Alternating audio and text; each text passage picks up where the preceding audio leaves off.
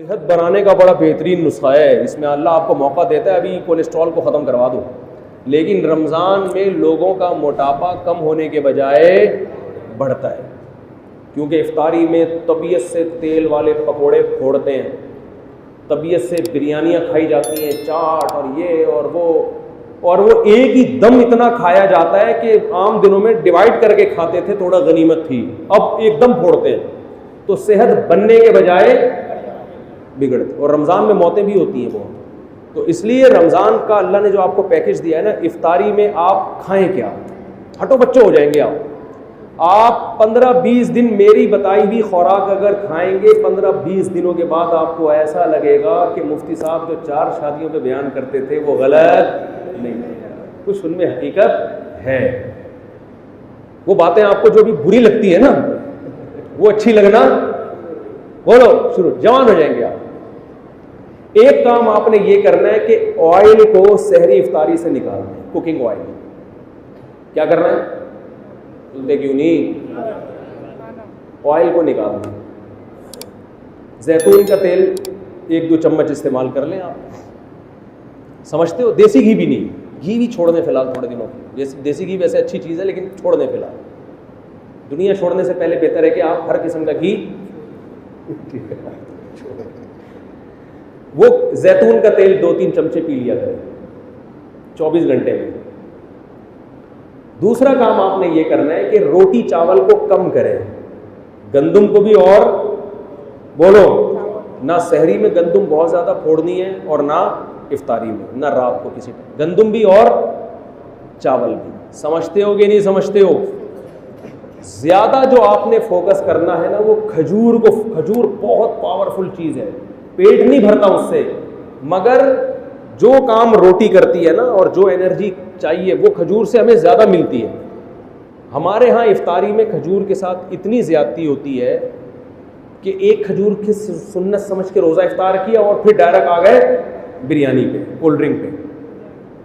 अबे ये पेट भर के खाओ यार, तबीयत से खाओ, इस वक्त हजम भी होगी, जुज़्वे बदन भी बनेगी। आम तौर पे खजूर आसान नहीं होती हजम करना, खजूर आसानी से भी कितना कुछ खाया हुआ होता है, खजूर के लिए मैदा तैयार ही नहीं होता। इफ्तारी में आप तजर्बा करके देख लें, जितनी भी खजूरें खा लें आपका पेट खराब नहीं होगा।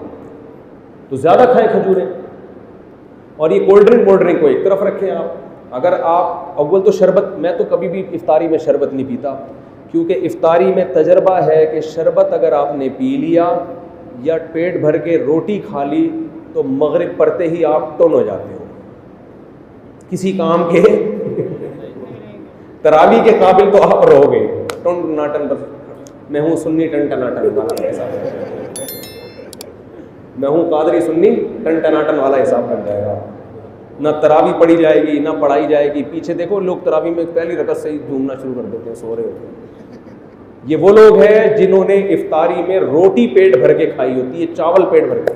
अगर ये चावल या रोटी से पेट ना भरते, खजूरें खाते या और कोई चीज़ खा लेते, मकई खा लेते, लोबिया की चाट खा लेते, लोबिया खाएं उसकी चाट बना के, वो मज़े की भी होती है। सफ़ेद चने भी खा लें, वो भी ठीक है। कार्बोहाइड्रेट जो है ना वो कम होना चाहिए। कार्ब वाली चीज़ें क्या होनी चाहिए? ऐसी चीज़ें जिनमें निशास्ता होता है, मिठास होती है। जैसे रोटी में तो बहुत कार्ब है ना, चावल में बहुत कार्ब है, ये कम खाएं।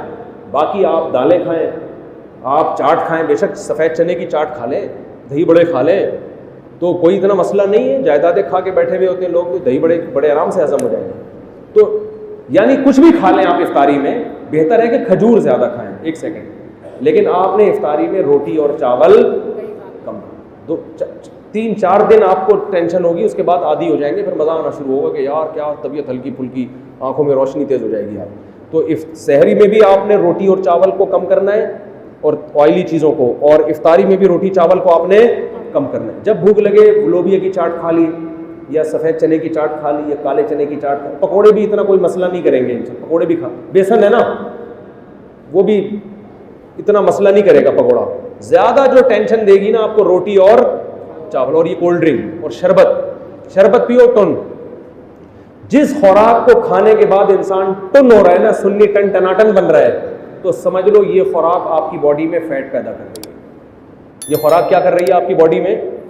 ये उसूल याद रखो। शरबत पीते ही टुन होती है, तबीयत की नहीं होती, नहीं होती तो तजर्बा करके देख ले। इसका मतलब ये क्या पैदा कर रही है? फैट। ये बॉडी को मोटा कर रही है। रोटी खाते ही तबीयत क्या हो जाती है? एकदम आदमी को गुनूदगी। ये क्या कर रही है? फी नफसी ज़रूरी है रोटी, लेकिन आपको मैं रमज़ान का पैकेज दे रहा हूँ, ठीक है ना। और चावल को भी आधी रोटी खा लें बस, बहुत है। बाकी दूसरी चीज़, फल फ्रूट को फोकस। गोश्त खाएं तबीयत से। अल्लाह ने अगर पैसा दिया, गोश्त खाएं, मछली खाएं, गोश्त खाएं, ये चीज़ें खाएंगे, फ़ायदा होगा, नुकसान नहीं होगा।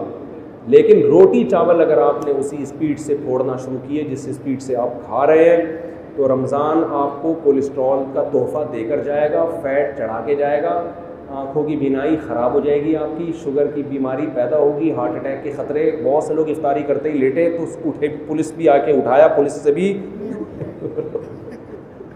ऐसे कई केसेस मेरे सामने आए हैं कि सहरी खा के सोए थे और पुलिस भी उनको नहीं उठा, क्योंकि सहरी में जिस किस्म की चीज़ें खाई हैं उनके बाद अगर बंदा उठ जाए तो ये हैरानगी की बात है कि आप उठे कैसे। आपने तो उठने का कोई ऑप्शन, खजला खा रहे हैं सहरी में, इतना ऑयल से भरा हुआ होता है, पीनिया खा रहे हैं, और ये ऑयल भी मार्केटों का ऑयल जिसका पता नहीं है कि ये किस चीज़ का तेल है। तो इसलिए थोड़ा सा अपने आप को तमीज़ से ले आए ना। लेमन पिया करें और विटामिन सी मिलता है, तो इससे आप देखो ऐसे निथर जाओगे, हटो बच्चो हो जाओगे आप ईद की चांद आपको सबसे पहले नजर आएगा। आपकी आंखें इतनी तेज हो जाएंगी, सबसे पहले आपको चांद नजर आएगा, आप बोलोगे वाह भाई वाह, सुभान अल्लाह। तो बहुत फायदा होगा, लेकिन एक हफ्ते की प्रैक्टिस करनी पड़ेगी इसके लिए, और इससे कोई कमजोरी नहीं होगी। ये रोटी ख़त्म नहीं करनी है, याद रखो, कम करनी है। ख़त्म करने से नुकसान होगा। चावल भी ख़त्म नहीं करना है, बहुत कम करना है। बाकी गोश्त को ज़्यादा फोकस करना है। दूध पिए, गोश्त खाएं, खजूरें खाएं, और शरबत ना पिए। चीनी का इस्तेमाल, बोलो, बिल्कुल लाइफ से वैसे ही चीनी निकाल देनी चाहिए।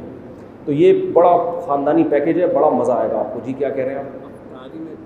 देखो एक बात याद रखो, एक टाइम खाया करो। इफ्तारी में भी खा रहे हैं, फिर मगरिब की नमाज़ पढ़ के भी खा रहे हैं, ये पागलों वाली हरकत है। इफ्तारी में खाते हैं सिर्फ, और फिर सहरी में खाते हैं, वो तो बेहतरीन, ये तो बहुत अच्छा काम है। मेरी तो आदत है, हाँ मुझे पता है, मेरी तो आदत है, मैं हमारे यहाँ 15 मिनट बाद मगरिब की नमाज़ होती है, मैं इफ्तारी में खा लेता हूँ जितना खाना होता है, उसके बाद बस ख़त्म।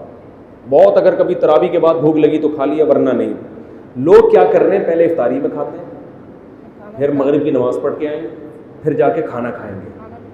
हालांकि उनको पता है कि हमारी भूख, क्योंकि जब वक्फा आता है ना तो भूख नहीं रहती फिर, तो ये पेट ख़राब होता है। रमज़ान में बीमारियाँ कम होने के बजाय बढ़ती हैं, तो रमज़ान बदनाम होता है इससे। वो हालांकि रमज़ान का कसूर नहीं है, वो आपका अपना कसूर है। तो अगर आपने इफ्तारी के फ़ौरन बाद खाना खाना है तो इफ्तारी में 2-3 खजूरें खाएं, नमाज़ पढ़ें, फिर खाना खाएं। लेकिन अगर नहीं है तो फिर तमीज़ से खाना खा लें, और मस्जिद के इमाम को बोलें कि थोड़ा लेट पढ़ा दो भाई, कोई भागे नहीं जा रहे यार, थोड़ा 1 महीना है, खाने तो दो तमीज़ से। वो भी खड़े हुए होते हैं मौज़िन साहब, बस इधर आधा जल्दी जल्दी खा रहा है और उधर अजान की आवाज़ आ गई, जुगाली करते हुए आ रहे होते हैं मस्जिद में। मैंने तो देखा चलते चलते दस्तरखान से पकौड़ा पकड़ रहे होते हैं कि जमात की पढ़नी, और चलते चलते हर एक पकौड़ा। तो यहाँ मगरिब की नमाज में ताख़ीर जायज़ नहीं है, लेकिन एक औज़र है ना, तो हम तो कोशिश करते हैं अजान और मगरिब में कम से कम 15 मिनट में भी जिस कम वक्त का पेट ना भरे ना, तो ये पेट नहीं है, ये लालू खेत है।